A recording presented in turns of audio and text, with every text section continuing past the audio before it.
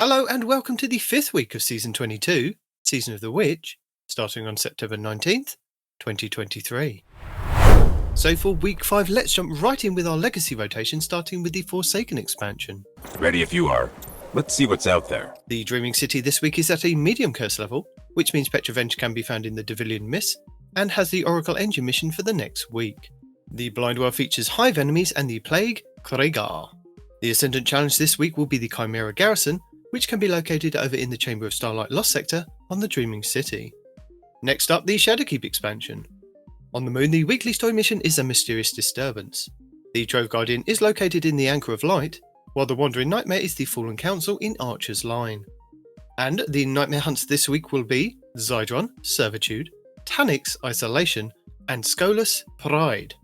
For our Beyond Light expansion, on Europa this week, Phylax the Warrior will be the Empire Hunt, Assyrian's Abyss will be the Eclipse Zone, and the Exo Challenge will be Agility. For the 30th Anniversary expansion, Dares of Eternity Legendary rounds are Taken, Cabal, and for the final round, Zydron. The loot rotation will be on week 2's rotation, with the Scatterhorn armor set, and the Perfectus armor set being available.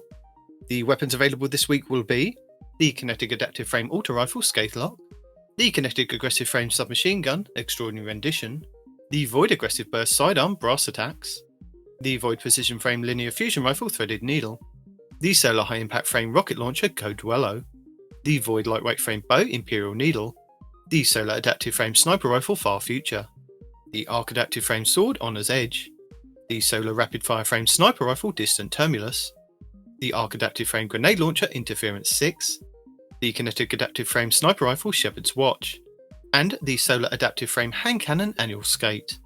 For the Witch Queen expansion, the Witch Queen weekly story mission is The Last Chance, where the modifier is Martyr, as well as Barrier and Unstoppable Champions. Also this week you will have Altar of Reflections Choice, and Altar of Reflections Pact. The Wellspring activity has been updated to include a featured Throne World weapon, Veritas armor, and a weapon pattern as its rewards. For the Lightfall expansion, the weekly mission is Desperate Measures, with Barrier and Unstoppable Champions, Solar Threat, Empath, Overcharged Weapons, Arc and Strand Surges, Overcharged Glaives, and Galvanized on Hero difficulty only. The Partition mission will be Ordnance, Contest Mode enabled with Overload and Unstoppable Champions, Solar Threat, Arc and Strand Shields, Air Superiority modifier with Solar and Strand Surges. And the Vexing Coast in this week will be Umshire Park. In addition, the weekly Lightfall reset also refreshes the Pinnacle drop for the Node Override Avalon Exotic mission on the EDZ. For the Season of the Deep, all 3 fishing ponds are now exotic all week. Raids and Dungeons. The Crota's End raid challenge this week is the first encounter, Enter the Abyss, called Conservation of Energy. Guardians must alternate between depositing the Chalice of Light in a podium and enlightening a lamp. Plus, if you complete the weekly challenge on Master, you'll get an Adept weapon. The Adept weapon you get is a random drop, but works on a knockout system. You will get a new one with every challenge you complete every week until you've unlocked them all. The Kingsfall raid challenge this week is the 3rd encounter, Golgoroth, called Gaze Amaze. The gaze holder must stand in the pool of unclaimed light when swapping the gaze. The Vault of Glass challenge this week is the 4th encounter, Gatekeeper, called Strangers in Time. Players must defeat the Praetorians and Wyverns at the same time. The Deepstone Crypt challenge this week is the 1st encounter, Crypt Security, called Red Rover. This is where all Guardians must be an operator and shoot the 2 panels on the lower levels. The Garden of Salvation challenge this week is the 1st encounter, Embrace, called To the Top. This is where you must not kill the Cyclops that spawns near the Consecrated Mind. And the Last Wish challenge this week is the 3rd encounter, Morgoth, called Forever Fight. Players must not kill the small ogres during the encounter. Your Pinnacle raid will be the Vow the Disciple over on the Throne World, which means all challenges will be available for each encounter. These are the 1st encounter, Acquisition, called Swift Destruction, where Guardians must kill all champions within a few seconds of each other on all rounds. The 2nd encounter, the Caretaker, called Base Information, where runners cannot pick up more than 1 stack of knowledge on each run. The 3rd encounter, the Upender, called Defenses Down. This is where each player cannot kill more than 1 Taken Knight in total. And the 4th encounter, Rolk, called Looping Catalyst. This is where Guardians must not lose the Leeching Force buff before the damage phase. Also, with the Vow the Disciple being the featured raid, this does mean that you can farm the final boss for a chance at the exotic Pulse Rifle Collective Obligation. The Pinnacle dungeon will be the Prophecy over in the Legends tab. And our exotic mission Rotator will be Vox Obscura, with the Dead Messenger exotic grenade launcher being the main reward. Craftable weapons available from this mission include the Solar Waveframe Grenade Launcher Explosive Personality, the Stasis Rapid Fire Frame Machine Gun Recurrent Impact, the Void Precision Frame Bow Under Your Skin, the Arc Rapid Fire Frame Auto Rifle Sweet Sorrow, the Stasis Adaptive Frame Sniper Thoughtless, and the Kinetic Rapid Fire Frame Pulse Rifle Peace of Mind, with the Tusk Allegiance armor set. Next up, challenges. Acolyte's Ascent 5. Complete Week 5 of the Bladed Path quest for Challenge XP. Master Magus. Complete 20 combat encounters in the Altar of Summoning. More difficult encounters grant bonus progress for Challenge XP+. Runic Rifle. Defeat 200 targets with scout rifles or snipers. Earn bonus progress by defeating guardians or by defeating combatants in Season of the Witch activities for Challenge XP+. Mist and Mysteries. Solve the Cunning test in the Imbaro engine and identify 15 minor arcania for Challenge XP+. Cursed by Success. Acquire the Hand Cannon Malediction for Challenge XP++ and Bright Dust. Fleeting Glory. Complete Crucible matches in the competitive playlist. Earn bonus progress for wins for Challenge XP++ and Bright Dust. Special Forces. Defeat 150 combatants with weapons that use special ammunition for Challenge XP++ and Bright Dust. And Higher Caliber. Defeat Guardians in Crucible or Gambit with submachine guns, bows, scout rifles, sniper rifles or machine guns. Earn bonus progress for snipers or machine gun final blows for Challenge XP++ and Bright Dust. Hello! As a reminder, your daily lost sector will show you a flag outside which will give you details of threats, shields, champions and exotic armour you will find inside. But if you're new to the game or using an alternate character and can't find the flag outside, you will have to run through the lost sector normally to have it show up on your map as a legend/master, which you can either do solo or with a fire team, but you'll only be able to earn a chance at the exotic drop when completing solo. Tuesday, September 19th will be the Concealed Void on Europa for exotic chests, Solar Threat, Archon Strand Surges, Void and Solar Shields, Arachno Modifier, Overcharged Trace Rifles, with Barrier and Overload champions. Wednesday, September 20th will be Bunker E15 on Europa for exotic helmets, Void Threat, Solar and Strand Surges, Void Shields, Shocker Modifier, Overcharged Grenade Launchers, with Barrier and Overload champions. Thursday, September 21st will be Bay of Drowned Wishes on the Dreaming City for exotic boots, Arc Threat, Solar and Strand Surges, Void Shields, Stalker Shield Modifier, Overcharged Snipers, with Unstoppable and Overload champions. Friday, September 22nd will be Vel's Labyrinth on the Cosmodrome for exotic gauntlets, Arc Threat, Solar and Strand Surges, Arc and Solar Shields, Fire Pit Modifier, Overcharged Shotguns, with Barrier and Unstoppable champions. Saturday, September 23rd will be Exodus Garden 2A on the Cosmodrome for exotic chests, Void Threat, Solar and Strand Surges, Void Shields, Scorched Earth Modifier, Overcharged Linear Fusion Rifles, with Barrier and Overload champions. Sunday, September 24th will be Sepulture on the Throne World for exotic helmets, Solar Threat, Arc and Strand Surges, Solar and Arc Shields, Fire Pit Modifier, Overcharged Fusion Rifles, with Barrier and Unstoppable champions. And finally, back round to Monday, September 25th will be Extraction on the Throne World for exotic boots, Arc Threat, Arc and Strand Surges, Arc and Void Shields, Raider Shield Modifier, Overcharged Glaives, with Overload and Unstoppable champions. Lead the way. Our fifth featured Nightfall of the season will see us face off against Septis Prime in the Devil's Lair Nightfall over on the Cosmodrome, where you have a chance to get a Pinnacle engram if you complete the Nightfall with a score of 200k or more. This Nightfall is free to play. You'll be able to earn high-end gear for your characters, including the Nightfall featured weapon, exotic gear, enhancement cores, enhancement prisms, ascendant shards, and Adept Nightfall ciphers. The higher the Nightfall difficulty, the more common the drop will be, with the featured weapon and exotic gear being uncommon at hero difficulty to being common with ascendant shards in Grandmasters. Legend and low Nightfalls will have 4 Barrier and 8 Overload champions, with 5 Solar, 8 Void, and 17 Arc Shields. Masters will have 4 Barrier and 15 Overload, with 5 Solar, 8 Void, and 8 Arc Shields. Your Nightfall modifiers are Hero Difficulty, Maximum Effective Level 1765, Matchmaking is available, Enemies have extra shields, Champions Foe, you will face Barrier and Overload champions, you can either use Intrinsic Exotics, use a subclass debuff, or unlock anti-champion mods from the Seasonal Artifact. Arc Threat, 25% increase to incoming arc damage, Arachno, When defeated, Fallen Vandals spawn web mines at their feet.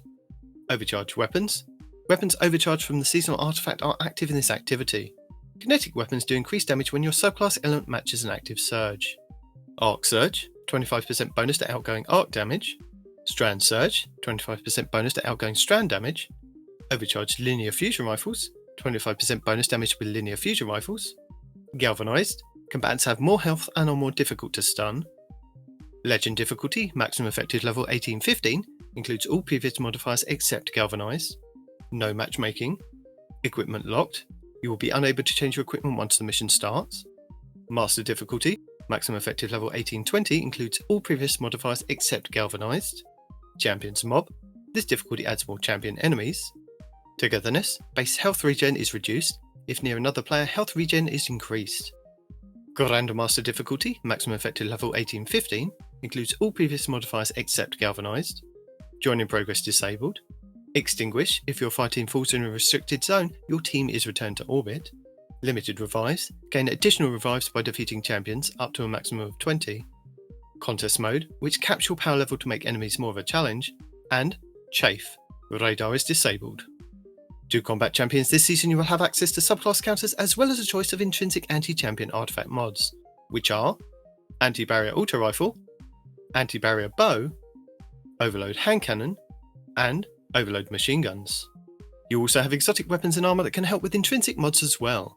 For Anti-Barrier, the Kinetic Bow Wishender, the Kinetic Linear Fusion Rifle Arbalest, the Kinetic Pulse Rifle Revision 0, the Solar Energy Hand Cannon Eriana's Vow, the Solar Heavy Sword, the Lament, and the Titan Gauntlet's Second Chance, which gain a second charge of a shield throw melee, which becomes shield piercing and stuns barrier champions.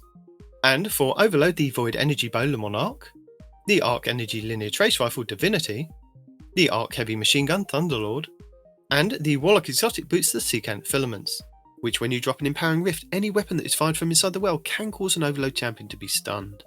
The Nightfall featured weapon to obtain this week will be the Heavy Machine Gun, the Swarm. The Swarm is a high impact frame heavy machine gun with a base impact of 70, range of 69 and stability of 33.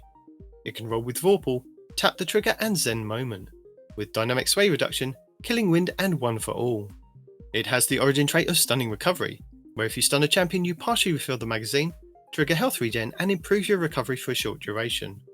And Vanguard Vindication, where final blows with the weapon grant a small amount of health.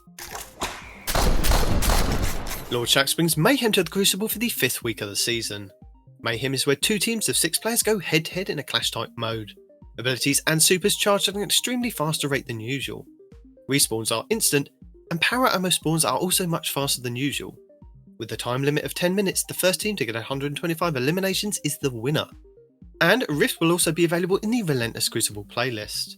Rift is a 6v6 game mode that focuses heavily on objective-based gameplay and not just killing the enemy team. Instead of accruing points based on defeating enemies, players can score points by picking up the spark and dunking into their opponent's rift, which is near the enemy spawn. A team can either win by scoring 5 points before the opposing team can, by scoring 3 points without the enemy team getting a look in, or having more points when the time runs out. The spark spawns in the centre of the map and starts to charge after 6 seconds of the round starting, and becomes visible for all players on the map. After another 12 to 13 seconds, the spark is available for players to pick up, giving both teams approximately 20 seconds to fight over the spark before either side can pick it up. For 5 seconds after a player picks up the spark, they become marked on both teams' maps. After that, they are only marked on their own team's map unless they are in view of the enemy team. The carrier can only hold onto the spark for 1 minute and 15 seconds. After that, the spark detonates, killing the carrier and those around them before resetting. Should the carrier die in any way that isn't from the spark detonating, the spark drops at that location. If a player picks up the spark whilst in their super, they are immediately pulled out of their super. Furthermore, they will not gain any more super energy whilst holding the spark, and will be unable to use their super even if it is fully charged. If a player dies, they must wait 10 seconds before respawning, but their teammates can revive them during this time. This forces players to focus on teamwork to help push up on their enemies, but can also leave some players out of the game for an extended duration if their team can't or won't revive them. Plus, available in the Crucible Labs playlist this week will be the new game mode Checkmate Control. Checkmate Control is a modified version of Control, where rich primary weapon fights can happen more often, and gun skill can be augmented by communication and strong positioning. You will still have to capture the control points, but primary weapon damage has been tuned to feel a little different from the rest of the game, without being too jarring. This should reduce the gap between the faster killing weapons and the average time to kill, and in general pushing the longer range primaries into the slower killing profiles. Players' health has been increased, all ability cooldowns are lengthened, and special ammunitions must be earned via gameplay and is not dropped on death. This all results in slightly longer combat encounters that reward skill and consistency. Delightful! And that cheeky Titan Saintful team will be back at the weekend with Trials of Osiris Dominion, bringing with him a whole host of rewards for players who do make it to the lighthouse and open the chest. These include the Hero's Wake exotic Ghost Shell, the Valiant Memory exotic Ship, the Survivor's Journey exotic Sparrow, a new armor set, and the new Trials shader, Bloodline Feud.